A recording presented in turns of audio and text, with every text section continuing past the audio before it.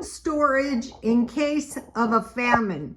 So if we knew a famine was coming, would we have any idea what to stockpile and why?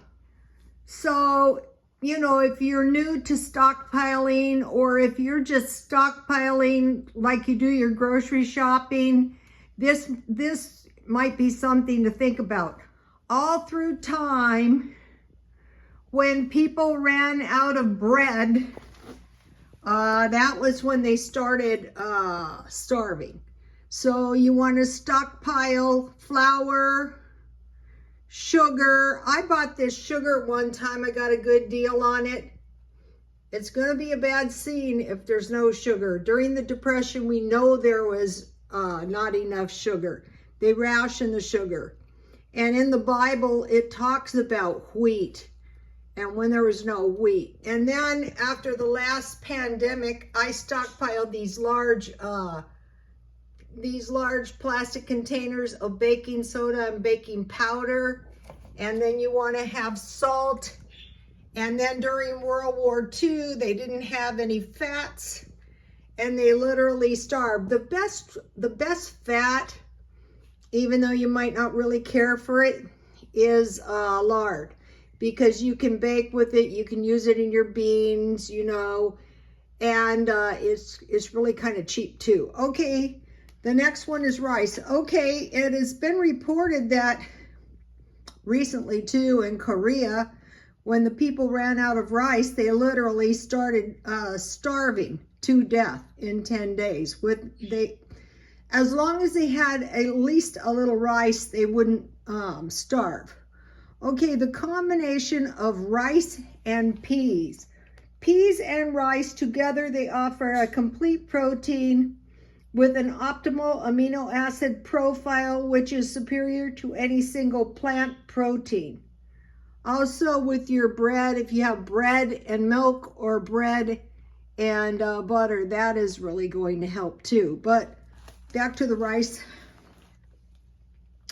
and the peas. Okay, you might not think about peas, storing peas, but I would store peas by the case, because if you have peas and rice, okay, what I noticed is the canned food is going way up. So the sooner to stockpile that, the sooner the better. And to learn to make some soup, because if you have some soup and some bread, you're not starving. This is pea soup, and I usually make it with milk, but I discovered this gravy mix, and it's a lot cheaper than milk. This makes a lot. This was about a half a package.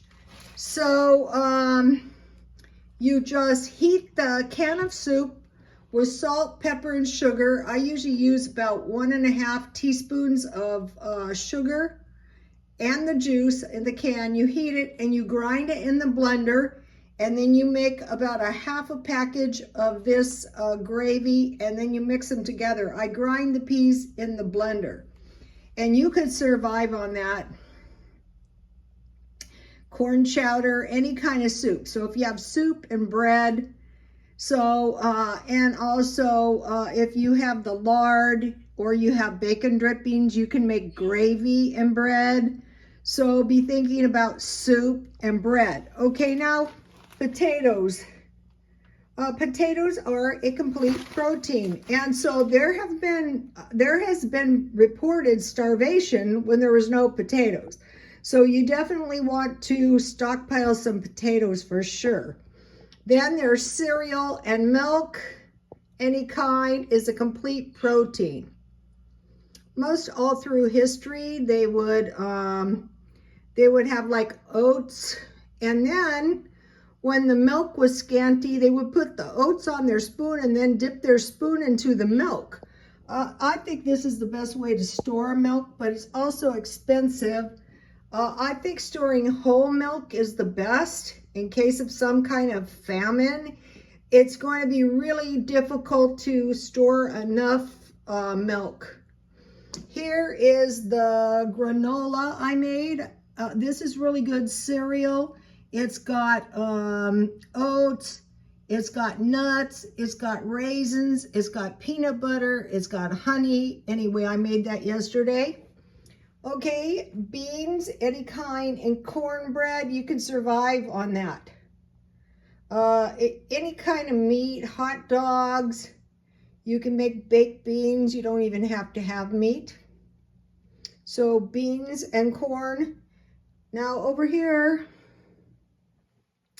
we have peanut butter, and these are packages of fish. But the best way to store fish is by the case, tuna fish, and enough peanut butter, because you need some nuts, and the nuts will go fast if something happens. So you need some nuts and some fish to stay healthy. Also, don't discount the importance of learning how to make jam, and put it into the back of your mind, or just start mixing a little bit up every now and then. And also honey, because you can use that in place of your sugar. Best not to run out of either. And then this is just some store-bought soup. But in the event of some kind of food shortage or famine, this isn't going to do you very little good. You're going to run out cheap. So, I mean quick. So this is some of my things that I wanted to tell you guys. I like I don't repackage my stuff. And right now, I'd say the best thing to do is start storing food for a year. It's not really that expensive. If you get the large containers of soda and baking powder, and a big bag of rice, a big bag of beans, and then you start learning to plant a little garden. I experienced crop failure. The gophers have ruined my garden. Okay, you guys, please like, comment, and subscribe, and God bless you all.